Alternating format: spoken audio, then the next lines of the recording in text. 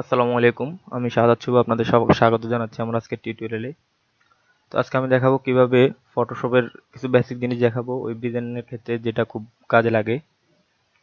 তো আমি এখানে একটা পিএইচডি ওপেন করলাম। তো পিএইচডি ওপেন করার পর আপনি যদি একটা লেয়ার অপশন সিলেক্ট করে অর্থাৎ একটা ব্যাকগ্রাউন্ড আমি চাচ্ছি এই ব্যাকগ্রাউন্ডটা আলাদাভাবে সেভ করার জন্য।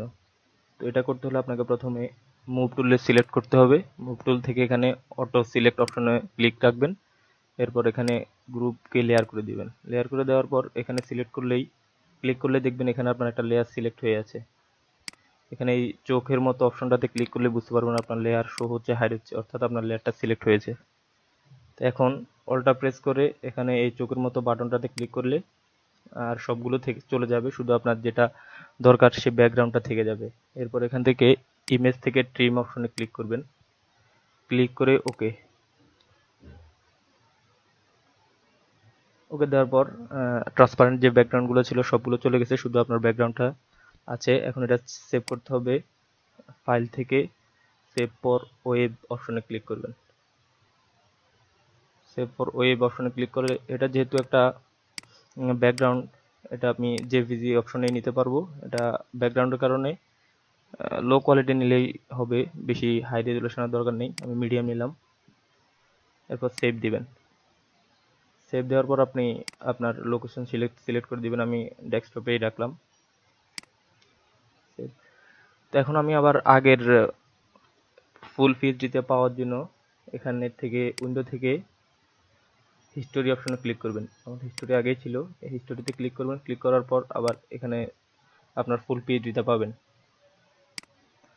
তারপর দেখাবো, অনেক সময় দেখা যায় আমাদের এখানে কোনো কিছু আমরা মাপতে গেলে পিক্সেলে আসে না। এখানে যেরকম পিক্সেল আসছে, অনেক সময় পিক্সেল আসে না, ইঞ্চি কিংবা সিএমএ আসে। তো আমরা পিক্সেলে কিভাবে পরিবর্তন করব সেটা দেখে নিই। আপনার কিবোর্ডে কন্ট্রোল প্লাস আর সিলেক্ট করবেন, আর ক্লিক করবেন। কন্ট্রোল প্লাস আর দেওয়ার পর এখানে একটা রুলার আসবে, সেটার উপর আপনি রাইট ক্লিক করবেন। রাইট ক্লিক করলে এখানে অনেকগুলো অপশন আছে। তো এখান থেকে পিক্সেলটা আপনি সিলেক্ট করে দেবেন। পিক্সেল সিলেক্ট করে দেওয়ার পর এখানে আপনার কিছু মাপতে গেলে পিক্সেল আসবে। এরপর আরেকটা বিষয় খুবই গুরুত্বপূর্ণ, সেটা হচ্ছে গ্রিড শো হাইডের ক্ষেত্রে অনেক সময় বুটস্ট্র্যাপে আমাদের কাজ করতে হলে গ্রিড খুব গুরুত্বপূর্ণ। তো গ্রিড শো হাইড করার জন্য কন্ট্রোল প্লাস সেমিকোলন ক্লিক করলেই আপনার গ্রিডগুলো শো এবং হাইড হবে। কন্ট্রোল প্লাস সেমিকোলন প্রেস করলে আপনার গ্রিড শো হাইড হবে। তো এটা খুবই সহজ। এরপর যেসব ইমেজ ট্রান্সপারেন্ট ব্যাকগ্রাউন্ডের, অর্থাৎ এই ইমেজটা আমরা দেখতে পারি, এই ইমেজটা একটা ট্রান্সপারেন্ট ব্যাকগ্রাউন্ড, এটার কোনো ব্যাকগ্রাউন্ড নেই। তো এটা আমরা জেপিজিতে না সেভ করে পিএনজিতে সেভ করব। তো আমি সেটা দেখাই কি করে করবেন। সেমভাবে ফাইল থেকে ওয়েব, সেভ ফর ওয়েব, এখানে জেপিজির জায়গা শুধু পিএনজি দিয়ে দিবেন। তো আমি আগে এটা ট্রিম করে নিই। আমি ট্রিম করা হয়নি আমার। ইমেজ অপশন থেকে ট্রিমে যাবেন। ট্রিম করার পর শুধু আপনার যে ইমেজটা ওটাই থাকবে, সবগুলো হারিয়ে যাবে। এরপর ফাইল থেকে সেভ ফর ওয়েবে যাবেন, এখানে পিএনজি 24 দিবেন। পিএনজি 24 দেওয়ার পর সেভ, তারপর আপনার লোকেশন সিলেক্ট করে সেভ করে দিবেন।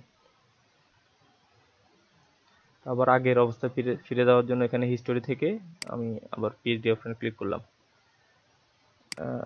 তারপর আপনার পিএইচডিটাকে আমি যেভাবে নাড়াচ্ছি এভাবে নাড়াতে হলে আপনার স্পেস বাটনে ক্লিক করে আপনার মাউস ক্লিক করে এভাবে নাড়ালে হবে, এটা হবে। তারপর জুম করার জন্য অল্টটা ধরে মাউসের স্ক্রল বাটন স্ক্রল করলেই এটা জুম ইন এবং জুম আউট হবে। তো আজকে এই পর্যন্তই। আগামী টিউটোরিয়ালে আবার দেখা হবে। ধন্যবাদ।